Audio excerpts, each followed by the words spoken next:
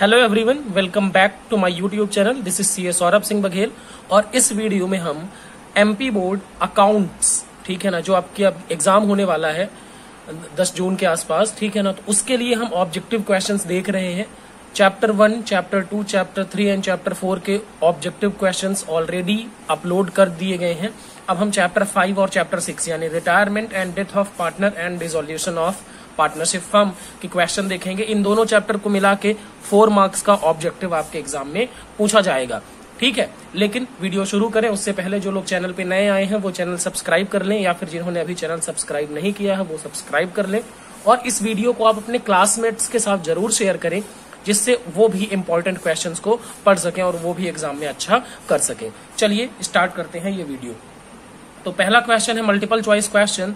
What would be the annual rate of interest if payable amount is not paid to the dead partner's legal executor? ठीक है, मान लीजिए किसी partner की death हो जाती है और हमने उसके लीगल एग्जीक्यूटर यानी वैधानिक प्रतिनिधि को पैसा नहीं दिया, तो कौन से रेट से इंटरेस्ट दिया जाएगा? तो rate of interest will be 6%, ठीक है। उसके बाद अगर हम बात करें on the retirement of partner among whom is profit or loss of revaluation is distributed. बताएं, प्रॉफिट रिवैल्यूएशन होता है एसेट्स एंड लायबिलिटी का। अब उसमें जो प्रॉफिट या लॉस हुआ तो किसको डिस्ट्रीब्यूट किया जाएगा? सभी पार्टनर्स को बांटा जाएगा, ठीक है। तो answer is all the partners. उसके बाद when old ratio is deducted from new ratio it is called. देखो, न्यू रेशियो में से ओल्ड रेशियो को घटाया जाता है, तो न्यू रेशियो माइनस ओल्ड। ये किसका फॉर्मूला होता है? ये फॉर्मूला होता है गेनिंग रेशियो का, ठीक है। ये फॉर्मूला किसका होता है? गेनिंग रेशियो का, ठीक है। Old ratio is deducted from new ratio. New ratio में ओल्ड रेशियो को घटाना है, ठीक है। इसको पढ़ने में लोग गलत कर देते हैं, ओल्ड में न्यू घटा देते हैं, तो सैक्रिफाइसिंग ऐसा नहीं करिएगा, ठीक है। आगे चलते हैं। Goodwill already existing eight the time of retirement of partner is distributed among which partner. बताएं जी, गुडविल जो पहले से मौजूद है उसको किसके बीच में बांटा जाएगा? पुराने साझेदारों के बीच में। उसके बाद existing goodwill eight the time of retirement of partner is distributed in which ratio. बताएं जी, कौन से रेशियो में बांटा जाता है? Old profit sharing ratio. देखो, गुडविल जो होता है रिटायरमेंट के टाइम पर जो गुडविल ऑलरेडी है उसको ओल्ड पार्टनर्स के में बांटा जाएगा। किस पार्टनर्स में बांटा जाएगा? Old partners. और कौन से रेशियो में? ओल्ड प्रॉफिट शेयरिंग रेशियो, ठीक है। Old profit sharing ratio. अब आते हैं फिल इन द ब्लैंक्स में, ठीक है। A B C are partners in a firm who share profit and loss in ratio of 1:1/2:1/4:1/4। B retires from the firm, new ratio will be. देखो, पुराना जो ratio है वो कितना है? 1/2 1/4 अनुपात 1/4, ठीक है ना। अब बी रिटायर हो गया, ठीक है, तो ये क्या हो गया? बी। ये क्या था? ए, बी और सी, तो बी क्या हो गया? रिटायर। तो अब क्या हुआ? 1/2:1/4। तो इसमें एलसीएम लेंगे तो 4 आएगा, तो 2:1, ठीक है। तो नया रेशियो क्या होगा? 2:1, ठीक है। उसके बाद A B C are partners in a firm who share profit and loss in the ratio of 5:2:1। C retires from firm and new ratio of continuing partner is 5:2। Then gaining ratio will be. देखें, A B C partner है जिनका पुराना ratio क्या है? यहां पर मैं लिख रहा हूं, ए बी सी पार्टनर है, पुराना रेशियो क्या है? 5:2:1। सी रिटायर हो गया। सी क्या हो गया? रिटायर। सी रिटायर हो गया, तो नया रेशियो ए और बी के बीच में कितना है? 5:2, ठीक है। अब जाहिर सी बात है, सी का जो शेयर है ये कौन से रेशियो में ले रहे हैं? 5:2। तो गेनिंग रेशियो क्या होगा? गेनिंग रेशियो क्या होगा? बताएं जी। गेनिंग रेशियो भी 5:2 होगा। क्यों? क्योंकि इसमें इनका रेशियो चेंज नहीं हो रहा है ए और बी का, तो सी का शेयर ये 5:2 के रेशियो में ही लेंगे। आप कैलकुलेट करेंगे तो भी ऐसे आ जाएगा आपका, ठीक है। उसके बाद life insurance reserve fund is transfer to. Life insurance का जो रिजर्व फंड होता है उसको कहां ट्रांसफर करते हैं? Partners capital account. कहां ट्रांसफर करते हैं? Partners capital account. साझेदारों के पूंजी खाते में।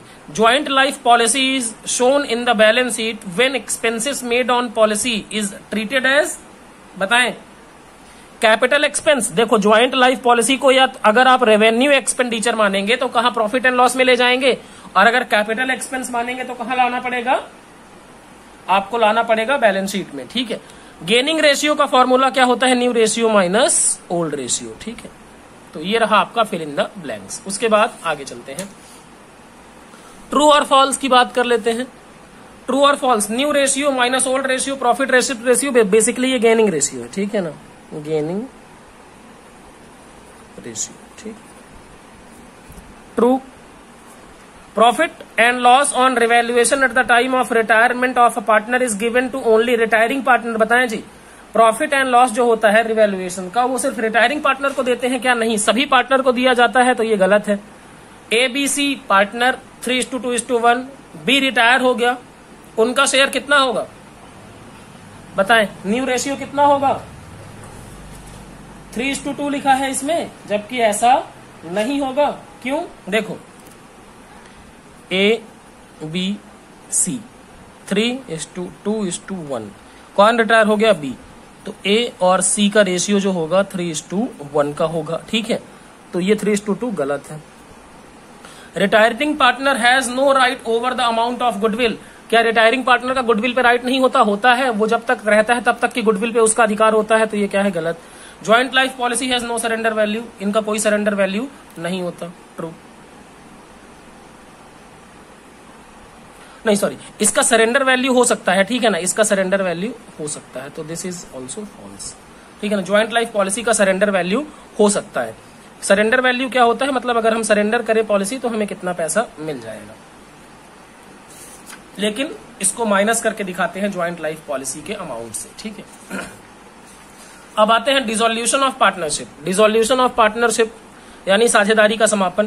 पहला है eight the time of dissolution of the firm which account is open. बताएं जी, फर्म जब समापन होता है फर्म का, तो कौन सा अकाउंट खोला जाता है? Realisation account. तो right answer is A, realisation account. उसके बाद at the time of dissolution undistributed and profits and reserve कहां ट्रांसफर किए जाते हैं? बताएं जी, कहां ट्रांसफर किए जाते हैं? Capital accounts of partner. उसके बाद at the time of dissolution of firm bank overdraft को कहां भेजा जाता है? बैंक ओवरड्राफ्ट लाइबिलिटी होती है, तो इसको कहां भेजेंगे? रियलाइजेशन अकाउंट में। रियलाइजेशन अकाउंट किस नेचर का अकाउंट होता है? Personal, nominal, real, partner. बताएं जी, नॉमिनल अकाउंट, क्योंकि इससे प्रॉफिट एंड लॉस पता चलता है। उसके बाद अगले क्वेश्चन पे आते हैं, insolvency of a partner leads to which type of dissolution? ध्यान देंगे, एक होता है insolvency of all partner except one, और एक होता है इंसॉल्वेंसी ऑफ अ पार्टनर। देखो, इंसॉल्वेंसी दो तरह की होगी,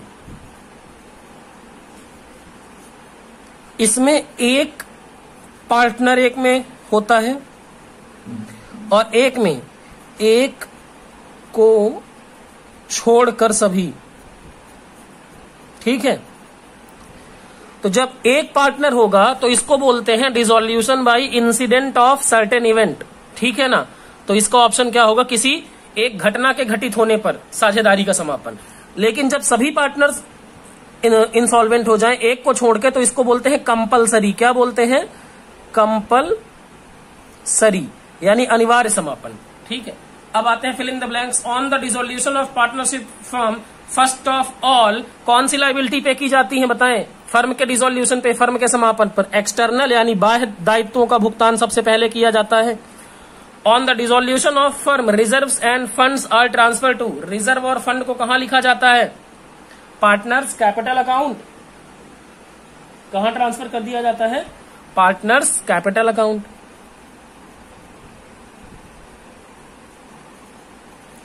रियलाइजेशन अकाउंट कौन से नेचर का अकाउंट होता है? नॉमिनल।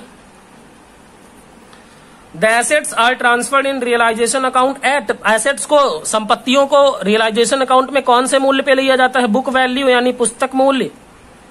और after dissolution of firm, firm can transit their independent business. वो अपना बिजनेस चला सकते हैं, स्वतंत्र व्यवसाय कर सकते हैं, कोई दिक्कत नहीं है। फिर उसके बाद ट्रू एंड फॉल्स में आते हैं।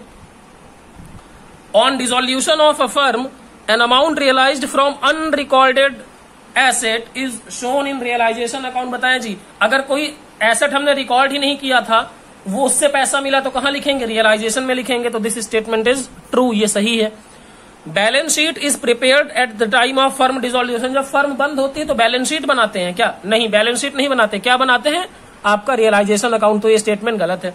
On dissolution payment made to creditors is debited to realisation account. बताएं, जब क्रेडिटर को पेमेंट करेंगे तो क्या करते हैं? क्या एंट्री लिखते हैं? डेबिट करते हैं रियलाइजेशन में, क्योंकि एंट्री होती है realisation account debit to bank. तो क्या लिखेंगे? ये स्टेटमेंट क्या है? ट्रू। उसके बाद there is no difference between dissolution of firm and dissolution of partnership. बताएं, कोई अंतर नहीं है क्या फर्म के समापन और साझेदारी के समापन में? गलत है, अंतर है। फर्म के समापन पर बिजनेस चलता रहता है, जबकि साझेदारी के समापन पर बिजनेस क्या होता है? बंद हो जाता है। सॉरी, मैंने उल्टा बोल दिया। साझेदारी के समापन पर बिजनेस क्या होता है?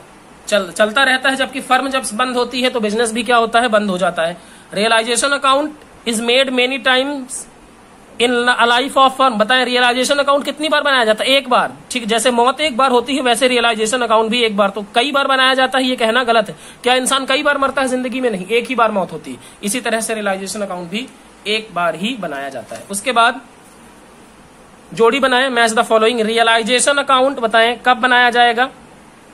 Is open at the time of dissolution of firm. तो इसका होगा दूसरा।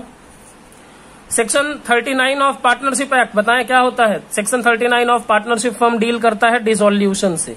एक्सटर्नल लाइबिलिटी क्या होता है? बैंक लोन एक्सटर्नल लाइबिलिटी है।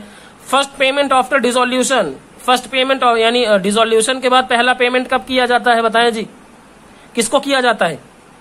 थर्ड पार्टी यानी फोर्थ, इसके सामने ही है। And payment of unrecorded liability, realisation account debit side. तो ये फिफ्थ। ठीक है। आंसर इन वन वर्ड और sentence. When liabilities of a partner are more than his assets then he it is called. बताएं, जब किसी पार्टनर की liability उसकी एसेट से ज्यादा हो, मतलब उसके पास 1 लाख की एसेट है और लाइबिलिटी मान लो 5 लाख की है, तो भैया वो अपनी लाइबिलिटी को पे नहीं कर सकता, तो वो कहलाएगा इंसॉल्वेंट। क्या कहलाएगा? इंसॉल्वेंट यानी दिवालिया। Dissolution of firm due to effect of time is called. बताएं जी, डिसोल्यूशन ऑफ फर्म अगर किसी समय के घटित हो जाने पे हो जाती है तो इसको बोलेंगे dissolution on happening of certain event, यानी किसी निश्चित घटना के घटित होने पर फर्म का समापन। उसके बाद at which value of assets, at which value the assets of dissolve firm is transfer to realisation account. कौन सी वैल्यू पे ट्रांसफर किया जाता है? बुक वैल्यू, बुक वैल्यू पुस्तक मूल्य। All partners of firm and और all sorry when all partners और all partners except one is declared insolvent, which type of dissolution it is? बताया था मैंने अभी, या तो सभी पार्टनर क्या हो जाए? इंसॉल्वेंट यानी दिवालिया, या फिर एक को छोड़ के सभी हो जाएं, तो इसको क्या बोलेंगे? कंपल्सरी, कंपल्सरी डिसोल्यूशन यानी अनिवार्य समापन। उसके बाद when realisation account is opened, कब बनाया जाता है? On dissolution of partnership firm. ठीक है, फर्म के बंद होने पर बनाया जाता है। तो ये था आपका चैप्टर 4 और चैप्टर 5 और 6 से ऑब्जेक्टिव क्वेश्चंस। इसके बाद कंपनी और उससे रिलेटेड ऑब्जेक्टिव क्वेश्चंस अगले वीडियो में आपको मिल जाएंगे। तो अगर आपको ये वीडियो अच्छा लगा तो फीडबैक बताएं, अपने डाउट्स भी कमेंट करके जरूर पूछ लें आप। ठीक है, और ये वीडियो दोस्तों के साथ जरूर शेयर करें। Thank you very much.